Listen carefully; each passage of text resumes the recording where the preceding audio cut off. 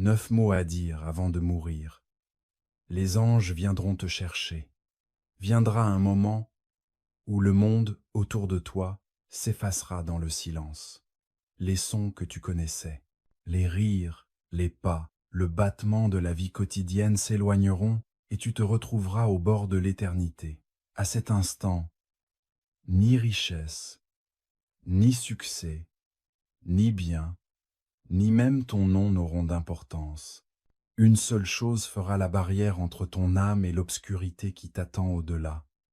La vérité qui a vécu dans ton cœur et les mots qui... Les mots s'échappent de tes lèvres alors que ton esprit, musique, se prépare à rencontrer Dieu.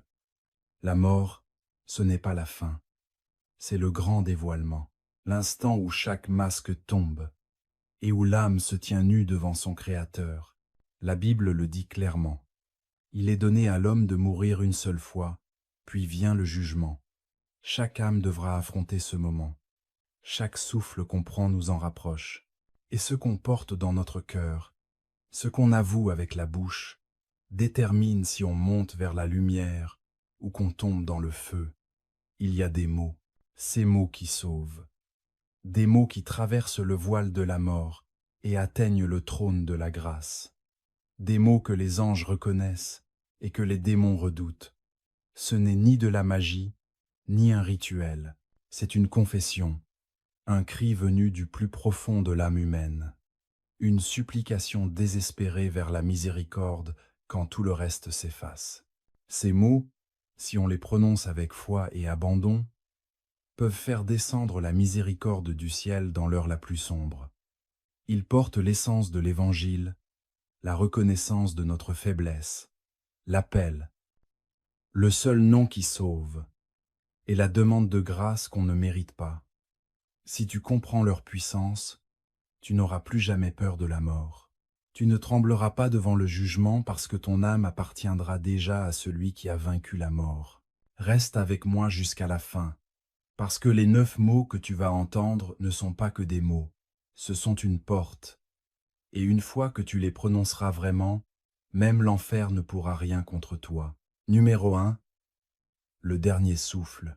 Quand le temps et l'éternité se rencontrent, un moment arrive. Quand le corps s'immobilise, et le souffle qui remplissait les poumons devient faible et lent. Dans ce calme, musique, l'âme commence à voguer entre deux mondes, la lumière qui s'éteint de ce monde et l'éclat qui approche de l'éternité. C'est dans ce silence sacré que le temps et l'éternité se frôlent, et ce qui était toujours caché devient visible. Musique, l'invisible devient visible. Le spirituel devient indéniable. La Bible parle de ce moment avec respect et avertissement.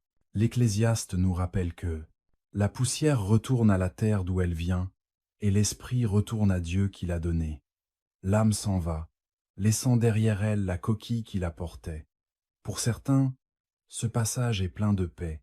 Des anges les attendent les bras ouverts. Le doux murmure du ciel les appelant à la maison.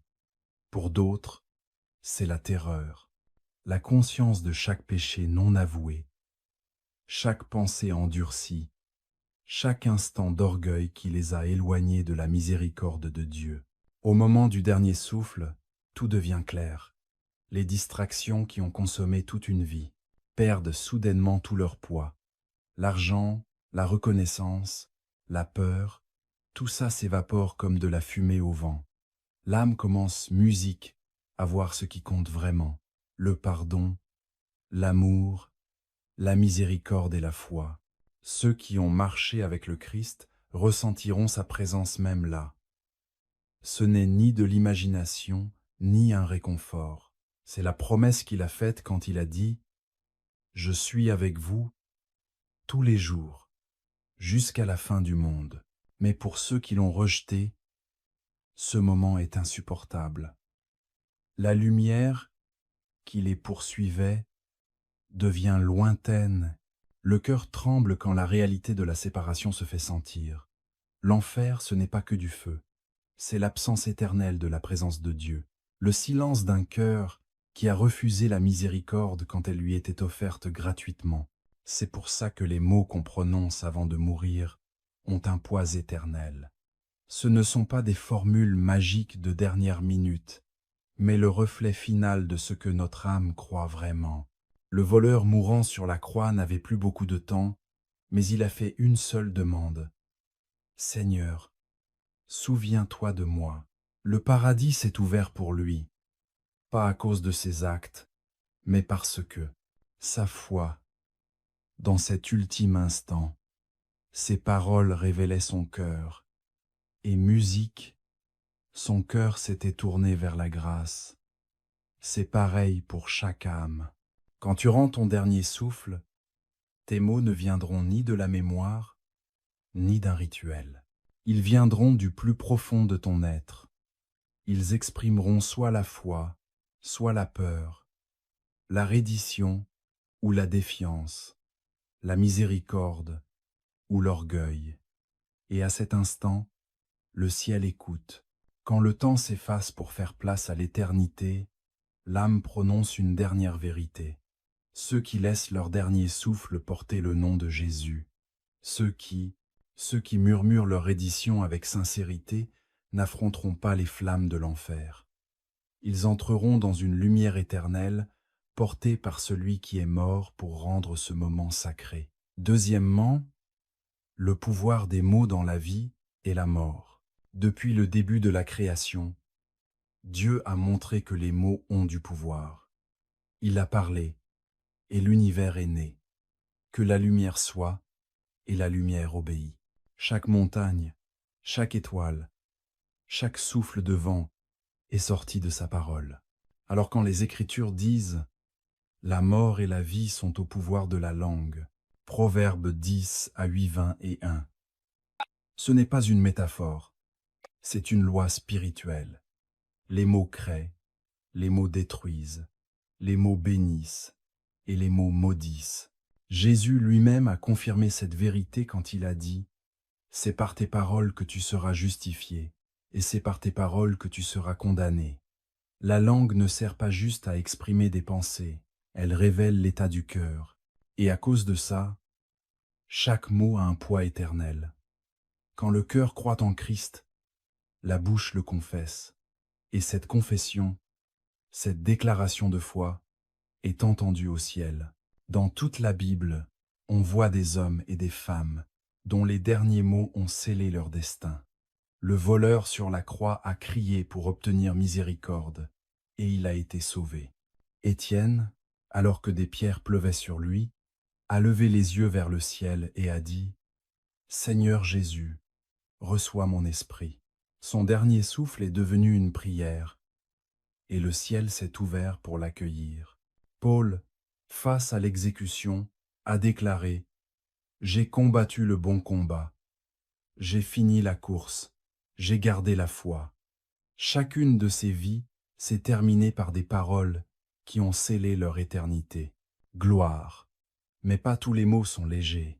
Certains, comme ceux du voleur qui ne regrettait rien, sont pleins de moquerie, d'amertume ou de déni. Il se tenait à côté du salut lui-même. Musique. Mais il est mort en le rejetant.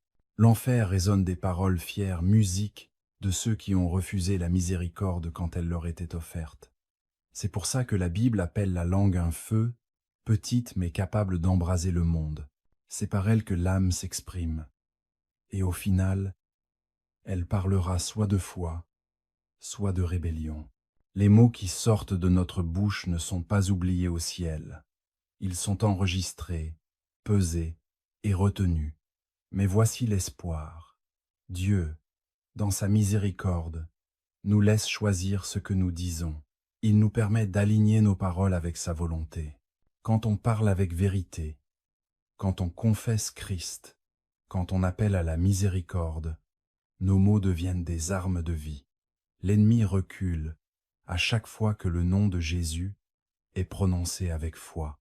Alors imagine ce que ça veut dire, au tout dernier moment, de laisser les derniers mots sur tes lèvres remplis du nom de Christ. Quand tu murmures son nom, pas par peur, mais par amour et abandon, tu prononces des mots que les anges reconnaissent. Tu parles la langue du ciel. La vie et la mort dépendent de la puissance de ta confession. Chaque mot que tu dis maintenant prépare ton esprit aux paroles que tu prononceras dans ton dernier souffle. Alors laisse tes lèvres apprendre musique, la miséricorde, que ton cœur apprenne à se repentir, et quand l'heure viendra, que ta langue proclame ce que ton âme sait déjà, que Jésus-Christ est Seigneur, et que sa miséricorde est plus grande que la tombe. Troisième point, ce que la Bible parle des paroles qui sauvent. Elle ne nous laisse pas deviner le chemin du salut. Musique, elle le dit de façon claire, même douloureuse. Dans Romains 10:9, Paul écrit « Si tu confesses de ta bouche que Jésus est Seigneur, et que tu crois dans ton cœur que Dieu l'a ressuscité des morts, tu seras sauvé. » Ces paroles ne sont pas symboliques. Elles sont le fondement même de la vie éternelle. C'est à la fois une confession et une alliance. Confesser, ça veut dire déclarer ouvertement, musique, être en accord avec le ciel. La vérité, ce n'est pas juste prononcer le nom de Jésus, c'est se remettre à son autorité, lâcher prise sur son propre contrôle et s'incliner devant celui qui règne. C'est le moment où le cœur arrête de lutter contre Dieu et dit enfin « Tu es Seigneur, et je suis à toi ». Ce ne sont pas que des mots, c'est le son des chaînes qui se brisent. Mais avouer ne suffit pas si ça ne vient pas d'une vraie croyance. Le cœur et la bouche doivent être en accord. Croire sans avouer, c'est une foi silencieuse. Et avouer sans croire, c'est du bruit vide. Le pouvoir, cela naît dans l'unité du cœur et de la bouche qui s'accordent sur une seule vérité. Jésus-Christ est mort pour nos péchés, est ressuscité des morts et règne pour toujours. Cette confession transforme une personne de l'intérieur.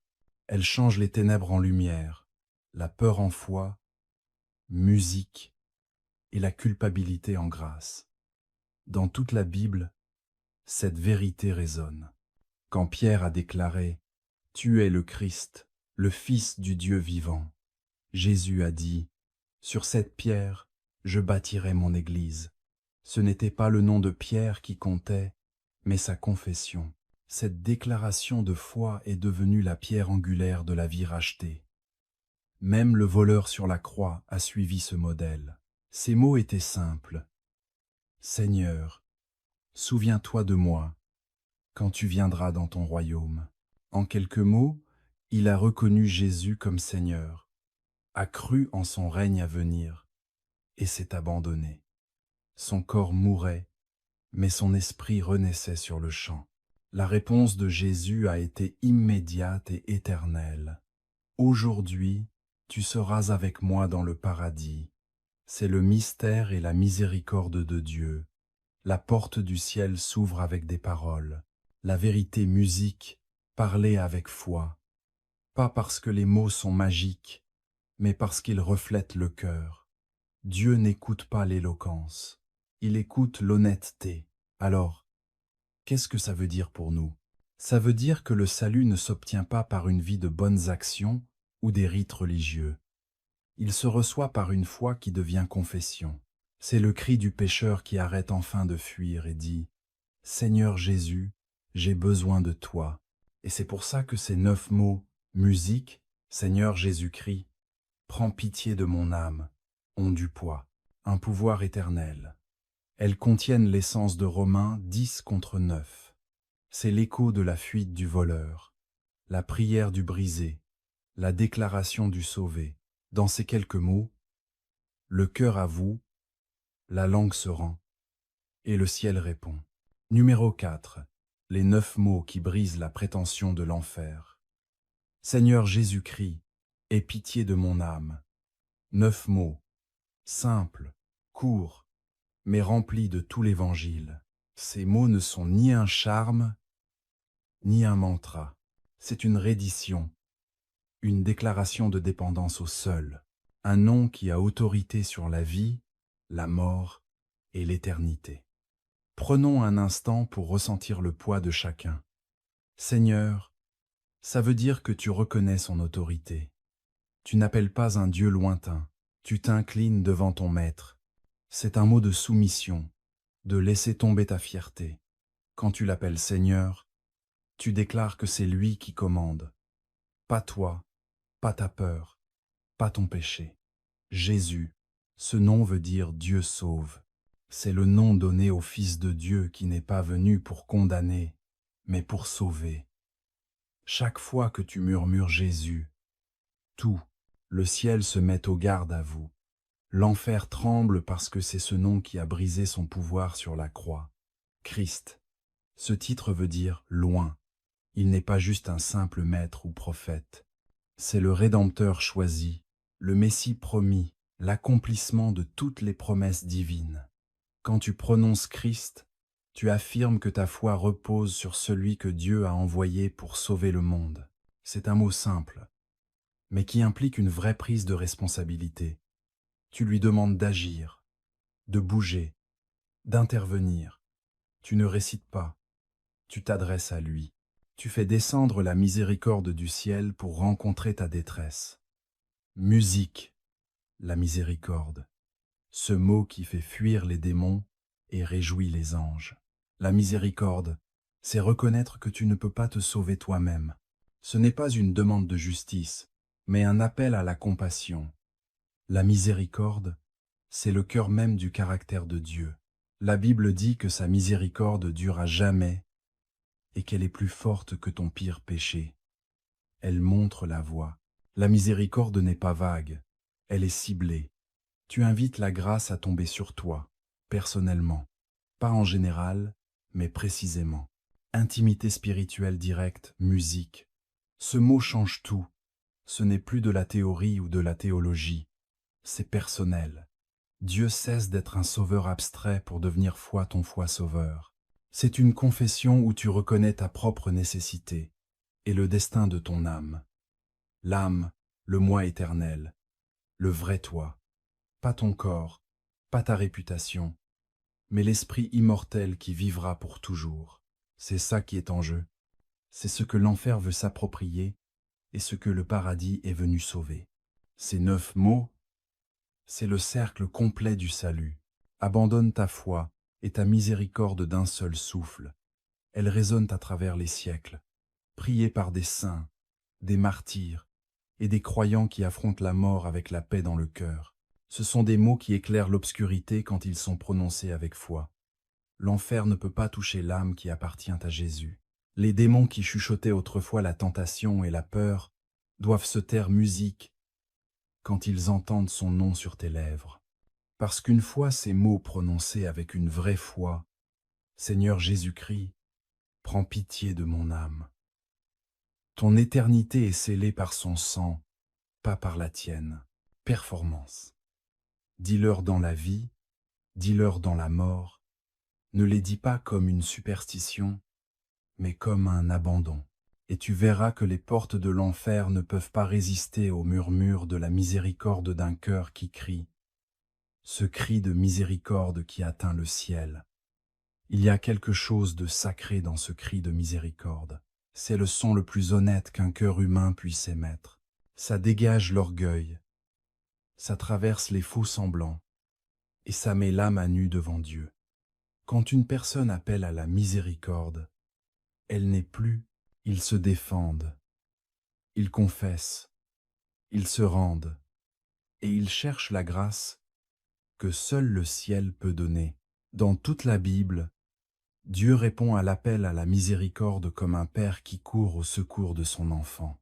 Pense aux aveugles assis au bord de la route à Jéricho, qui crient au-dessus de la foule. « Jésus, fils de David, prends pitié de nous !» Les gens essayaient de les faire taire. Mais eux, ils criaient encore plus fort. Et Jésus s'est arrêté. Le Fils de Dieu, en route vers Jérusalem, s'est arrêté pour ces 2 voix désespérées qui appelaient son nom. La miséricorde l'a touché bien plus que le bruit, la cérémonie ou le jugement de la foule, comme dans l'histoire du collecteur d'impôts dans Luc 18. Il n'arrivait même pas à lever les yeux vers le ciel. Il restait à distance, se frappant la poitrine, en disant « Dieu, sois miséricordieux envers moi, pécheur ». Jésus a dit que c'est cet homme qui est rentré chez lui justifié, pas celui qui se vantait de sa justice, mais celui qui implorait la miséricorde. Le ciel ne s'émeut pas devant la fierté, il s'émeut devant l'humilité. La miséricorde a un parfum qui emplit les cieux. C'est elle qui, un cri d'un cœur qui est arrivé au bout de lui-même, musique, et qui a découvert que la grâce est la seule chose qui reste. Quand David a péché, il ne s'est pas cherché d'excuses.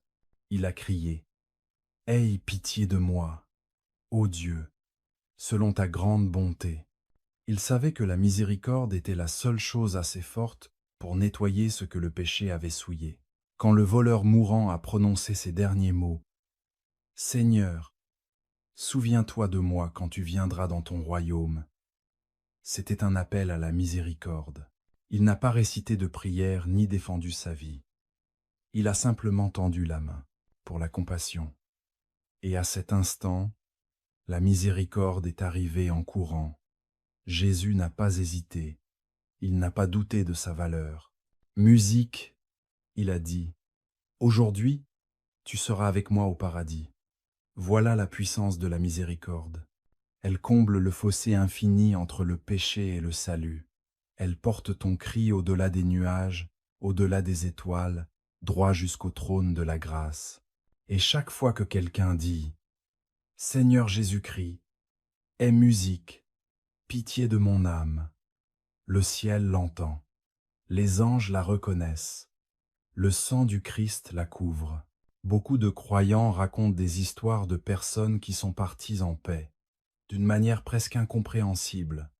Certains ont même murmuré ces mots juste avant de rendre leur dernier souffle. Les infirmières décrivaient une atmosphère différente dans la pièce, calme, légère, presque sacrée. Parce que quand on parle de miséricorde, l'ambiance change. L'esprit n'est plus prisonnier de la peur. Il est porté par l'amour. La miséricorde, c'est le cœur même du salut. Sans elle, aucun de nous ne tiendrait debout. Mais avec elle, l'enfer perd son emprise. Parce que la miséricorde n'est pas une faiblesse. C'est une victoire. C'est le moment où Dieu, l'amour triomphe du jugement. Quand tu cries pour avoir pitié, tu reconnais que tu ne peux pas te sauver toi-même, et le ciel se réjouit de cette vérité. Alors, laisse ton cœur apprendre le rythme de la miséricorde. Maintenant, murmure ces mots quand tu te lèves, quand tu te reposes, quand tu fais face à la tentation ou à la douleur. Seigneur Jésus-Christ, prends pitié de mon âme. Chaque fois que tu les dis, tu rappelles à ton esprit à qui tu appartiens. Et quand viendra le jour où ton souffle faiblira et que tes yeux se tourneront vers le ciel, ces mots seront déjà là, écrits dans ton cœur. Tu n'auras pas besoin de les chercher. Musique, ce sont eux qui te trouveront. Numéro 6. La bataille à la frontière de la mort. Il y a une guerre que la plupart des gens ne verront jamais. Le combat qui se joue quand une âme quitte son corps. La Bible en parle à voix basse, dans des moments à la fois calmes et terrifiants. Des anges qui se battent pour les morts, des démons qui tournent autour des mourants, le combat invisible entre la lumière et les ténèbres pour ce qui appartient vraiment à Dieu. Quand un croyant rend son dernier souffle, le monde spirituel réveille des démons qui ont soufflé des mensonges depuis. Les années viennent réclamer ce qu'ils croient leur appartenir. Mais si cette personne a avoué Christ, si ces 9 mots ont été prononcés musique avec foi, quelque chose de miraculeux se produit. Le ciel intervient, les anges veillent sur les rachetés. L'Écriture dit « La mort de ces saints est précieuse aux yeux de l'Éternel ». Psaume 106 contre 15. Précieuse parce que cette âme n'est pas perdue, pas abandonnée, mais raccompagnée chez elle. Au moment où un croyant s'en va, les portes de l'enfer ne peuvent pas l'atteindre. Sa confession, sa foi, son cri de la miséricorde devient un sceau, la marque d'appartenance qui dit « Celui-ci appartient à l'agneau ». Quand Étienne, le premier martyr, était lapidé, La foule ne voyait que la douleur, mais le ciel voyait la gloire. Étienne leva les yeux et dit, « Seigneur Jésus, reçois mon esprit. » Ce furent ses derniers mots, non pas de désespoir, musique, mais d'abandon. Et la Bible dit qu'il vit le ciel s'ouvrir, et Jésus debout à la droite de Dieu, pas assis, debout. Le Sauveur s'est levé pour accueillir son enfant à la maison. C'est ce qui arrive quand une âme meurt en Christ. Mais imagine l'autre côté. L'âme qui n'a jamais cherché la miséricorde. Celle qui a rejeté la grâce de Dieu, qui a vécu avec orgueil et est morte sans se repentir. Les démons musiques ne viennent pas en chuchotant, mais en chaîne. Ils traînent l'âme dans l'obscurité, et les cris qui se moquaient de la foi deviennent de la terreur. La Bible dit qu'il y aura des pleurs et des grincements de dents, pas parce que Dieu s'en réjouit, mais parce que l'âme a choisi un monde sans lui. C'est pour ça que ces 9 mots comptent plus que tout. L'heure fatidique. C'est la ligne tracée dans le sable, la confession qui sépare la lumière des ténèbres. Quand une personne qui meurt en Christ murmure « Seigneur Jésus-Christ, prends pitié de mon âme », la guerre s'arrête avant même de commencer. L'ennemi perd tous ses droits. Les anges avancent musique, et la présence de Dieu remplit l'espace où la peur régnait. Musique. Beaucoup de croyants qui ont vu leurs proches mourir en Christ décrivent ça comme quelque chose de sacré. L'air change, la paix envahit la pièce. Certains entendent de faibles murmures de prière. Certains ont dit qu'ils voyaient de la lumière dans les yeux des mourants. Pas de la peur, mais de l'émerveillement. Parce que la mort, pour le croyant, ce n'est pas une défaite. C'est le moment où le ciel s'ouvre, quand ton heure viendra, et elle viendra pour tous. Souviens-toi que tu n'es pas seul dans ce combat. Le Christ l'a déjà mené et gagné. La croix, c'était sa victoire. La résurrection, son triomphe. L'ennemi peut rugir, mais il est impuissant face à une âme qui confesse le nom au-dessus de tous les noms. Ainsi soit-il.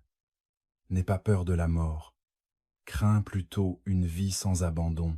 Crains un cœur qui refuse la pitié musique parce que celui qui vit avec Jésus dans son cœur, et ces 9 mots sur leurs lèvres ne connaîtront jamais le feu de l'enfer. Ils seront emportés chez eux enveloppés de grâce, où la mort n'a plus de dard, et où l'éternité commence dans la paix. Numéro 7. Vivre avec ces mots avant de mourir. Trop de gens attendent la dernière heure pour penser à l'éternité. Ils vivent comme si demain était garanti, comme si la mort était loin, une ombre qui ne les atteindra pas avant des décennies. Mais la vérité, c'est que personne ne sait. Le jour ni l'heure. La mort ne prend pas rendez-vous et l'éternité n'attend pas qu'on soit prêt. Voilà pourquoi ces 9 mots, Seigneur Jésus-Christ, aie pitié de mon âme, ne sont pas faits juste pour ton dernier souffle. Ils sont là pour guider ta vie dès maintenant. Vivre avec ces mots, c'est marcher dans l'humilité. Ça veut dire que tu n'oublies jamais qui t'a sauvé et pourquoi. Ça veut dire que tu te réveilles chaque matin avec de la gratitude et que tu te couches chaque soir en paix, en sachant que ton âme repose dans la miséricorde de Dieu. Ce n'est pas la peur qui pousse, c'est l'amour. Parce que quand la miséricorde devient ton langage quotidien, l'orgueil se tait et la grâce remplit le silence. Quand tu prononces ces mots maintenant, tu construis un réflexe spirituel. Tu entraînes ton cœur à courir vers Jésus au lieu de fuir. Alors quand les tempêtes de la vie frappent, ton âme sait déjà où aller. Quand la tentation murmure, ton cœur sait déjà quoi répondre. Quand la douleur arrive et que tu ne comprends pas pourquoi, tu trouveras quand même du réconfort dans ces mots. Seigneur Jésus-Christ, aie pitié. Mon âme.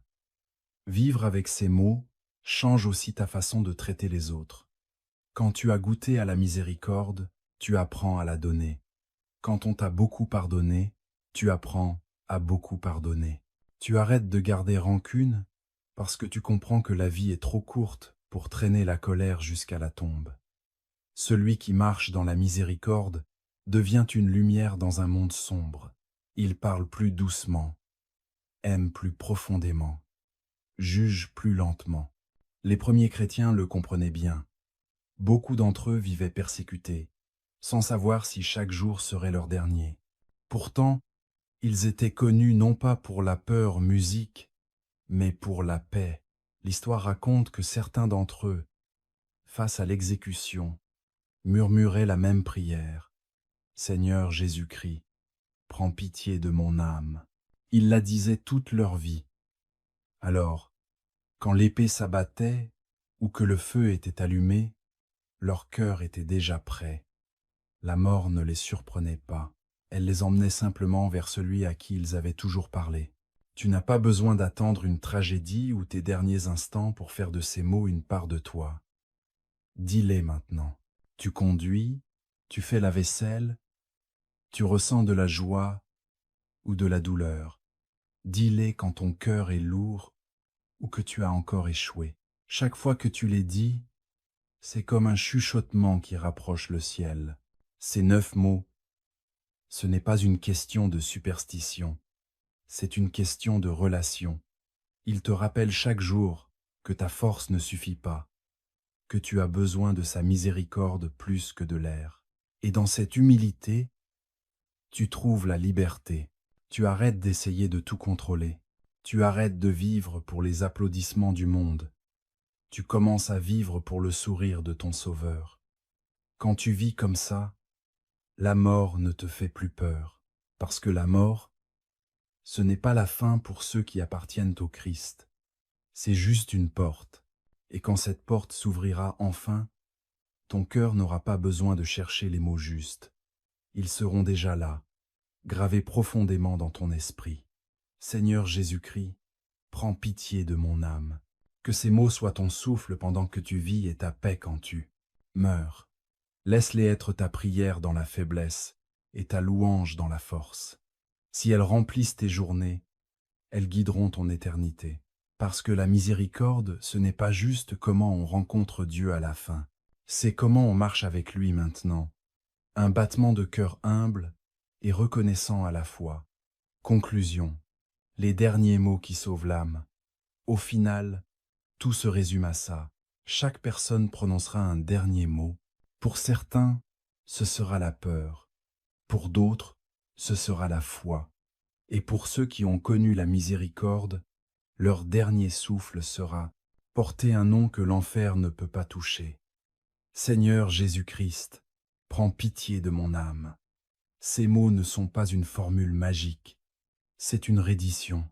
Ce n'est pas la peur de l'enfer, mais l'amour d'un Sauveur qui a refusé de nous y laisser. C'est la vérité la plus pure que le cœur humain puisse exprimer. La reconnaissance du péché, la confession de foi, le cri pour la grâce. Si tu vis avec ces mots gravés sur ton cœur, la mort ne te prendra jamais au dépourvu. Tu la feras face non pas en étranger à Dieu, mais comme son enfant bien-aimé. Un enfant rentre à la maison. Ce sont des anges qui t'accueilleront, pas des démons. La lumière remplira l'endroit où régnait l'ombre, et quand tu ouvriras les yeux à nouveau, ce ne sera pas devant le feu du jugement, mais dans les bras du Christ. Alors dis ces mots maintenant. Dis-les tant que tu respires, tant que ton cœur bat encore, tant que la grâce t'appelle encore par ton nom. Murmure-les quand tu te lèves et quand tu te reposes.